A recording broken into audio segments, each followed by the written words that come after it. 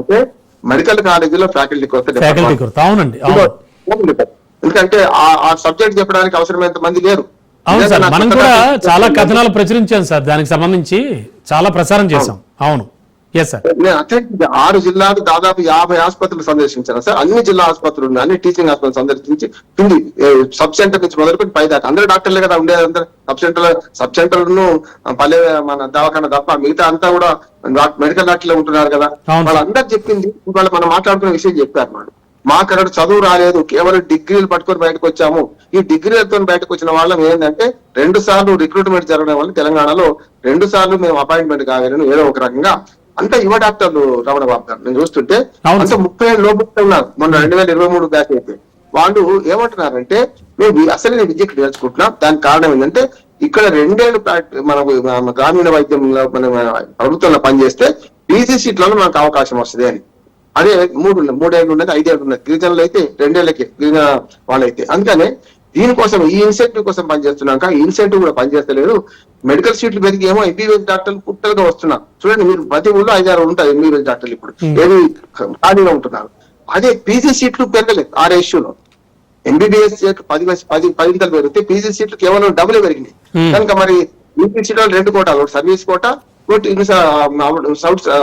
Service quota, ఒకటి బయటది ఒకటి. బయట కాంపిటీషన్ ఎక్కువ ఇళ్ళకి వస్తున్నాం వాటికి అసలు సంగతి వస్తాను ఇక్కడికి. ఇవాళ ఏవైతే లంచాలు ఇచ్చి తీసుకొని పర్మిషన్ తీసుకొని కాలేజీలలో మీరు పోతే శివాలయాలకు మిగిలిపోయిన అవి కూడా చూసి వచ్చినాం. ప్రైవేట్ కాలేజీలు అన్అఫిషియేట్, ఎందుకంటే మా సర్వేలు అవి లేవు. కానీ నేను కొన్ని చోట్ల రాత్రిపూట బస చేసినప్పుడు చూసి వస్తే అవి శివాలయాలుగా ఉన్నాయి. 200 పడకల ఆసుపత్రి అంటున్నారు, ఒక్క పేషెంట్ ఉన్నాడు. మీకు హైదరాబాద్ దగ్గర పేరు చెప్తే బాగుండదు కనుక చెప్తలేను. కనుక మన టీవీ ఛానల్ వాళ్ళు కేసు వేసినా ఇస్తారు మీ మీద నా మీద. కనుక ఏంటంటే ఆ కాలేజీలలో సార్ ఎందుకంటే వాళ్ళు ధనవంతులు, బాగా పలుపడిన వాళ్ళు, పోలీసులు మేనేజ్ చేయగలిగిన.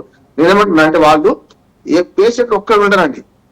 కాకపోతే మనలాంటి స్వచ్ఛత సంస్థలు మనకు పెడితే వాళ్ళ ద్వారా పేషెంట్లు తీసుకొని ఉచితంగా ట్రీట్మెంట్ ఇస్తామని నటిస్తూ వాళ్ళని పేషెంట్లుగా మార్చుకొని ఒక్కొక్కరు కౌన్సిలింగ్ చేసుకుంటూ 500 రూపాయల కూలి, మధ్యాహ్నం భోజనము, రాత్రి బిర్యానీ ఇవి ఇచ్చుకుంటూ ఒక్క పేషెంట్ కి 1000 రూపాయలు ఖర్చు పెట్టుకొని 1 గంట సేపు నాటకం చేస్తారు. అంటే సార్ అంటే పైకి ఇచ్చే ప్రకటనలు కానీ పైకి చెప్పే కబుర్లు కానీ ఇవన్నీ ఉత్తుత్వే, లోపల మాత్రం అంతా.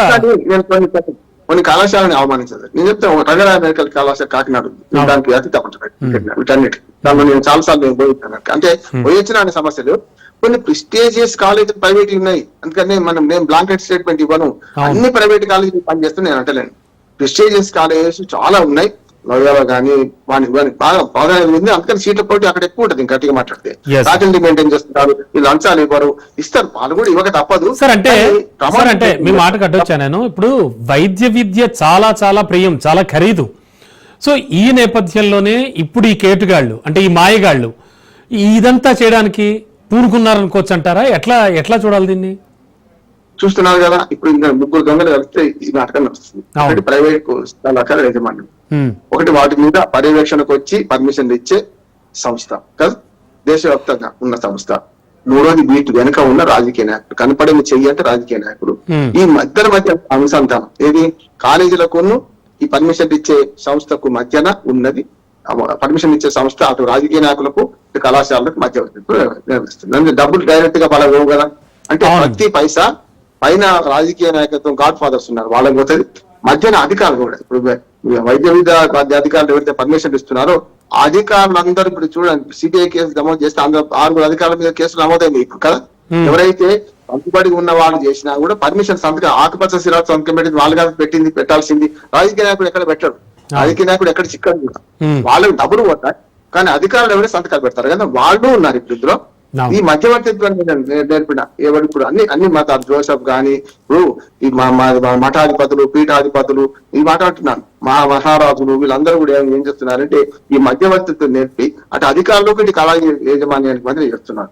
చాలా అన్నింటిని ఒకే కాకుండా కట్టలేం కానీ చాలా చెప్పాలంటే ఈ పీఠాలలో మఠాలలో రాజకీయ నాయకులు ఎక్కువ పోతున్నారంటే దానికి కారణం ఏంటంటే నల్ల డబ్బులు అక్కడ దాచుకోవడానికి. అక్కడ దాడులు చేయరు, మఠం అడ్డం వస్తుంది, దాడులు చేయరు ఎవరు కూడా. అందరు అట్లా ఉన్నారు, నేను ప్రతి వాడు కూడా ఉన్నారు. అన్ని వ్యవస్థల్లో అడ్వకేట్ అందరూ మంచి వాళ్ళని అనట్లేదు, నేను అడ్వకేట్ కనుక డాక్టర్లు అందరూ మంచి వాళ్ళు అనట్లేదు. కానీ అందులో వ్యవస్థను మొత్తం బస్టు పట్టిస్తున్న వాళ్ళు శాతం పెరుగుతున్నది. దీని వల్ల వస్తున్న సమస్య ఇవాళ సిబిఐ నమోదు ద్వారా ఒక మంచి ముందడుగు వేసింది. ఇవన్నీ బోగస్ కాలేజ్ అని తేలింది. మరి నెక్స్ట్ ఇయర్ దీని మీద ఏం చర్యలు తీసుకుంటారని అడుగుతున్నాను కదా. అరెస్ట్ ఇచ్చారు, మరి కాలేజీలలో చదివే ఎంబీబీఎస్ డాక్టర్లలో ప్రాణాలతో చెలగాట మాడమే కదా. కాకపోతే డైరెక్ట్ గా ఆపరేషన్ టీసీ లేకుండా సర్జన్ కాకుండా ఆపరేషన్ చేయడానికి వీల్లేదు కనుక ప్రజలు మందులు ఏ మందు ఇచ్చినా వికటిస్తుంది. అలోపతి మందులని చాలా వరకు వెట్టించే మందులు అయిపోతున్నాయి. చాలా వరకు ఆయుర్వేదం పట్ల మిగతా ఆయుష్ అనే పేరు చెప్తున్నారు కానీ ఆయుర్వేదము, యునాని, హోమియో ఎక్కడో దీర్ఘకాలిక వ్యాధి తప్ప మా పనిచేస్తలేమంటున్నారు. ఇవాళ మందు బిళ్ళలు ఇచ్చి సైడ్ ఎఫెక్ట్ వచ్చినా సరే ఇటు పక్క ఆర్ఎంపీ డాక్టర్లు బతుకుతున్నారు, ఇటు పక్క ఎంబీబీఎస్ డాక్టర్లు కూడా ఇదే ప్రాథమిక ఆరోగ్య కేంద్రం నుంచి పొందినట్టు అన్ని ఇవే మందులు ఇస్తున్నారు కదా. కనుక వీళ్ళు ప్రాణాలకు చంపే రోగం సార్ మనం మరో విషయం కూడా గమనించాలి ఇక్కడ. ఇది కేవలం ఒక ప్రాంతానికో లేకపోతే తెలుగు రాష్ట్రాలకో పరిమితమైనటువంటి విషయం కాదు. దేశవ్యాప్తంగా రకరకాల ఈ రాష్ట్రాల్లో కూడా ఇది విస్తరించింది.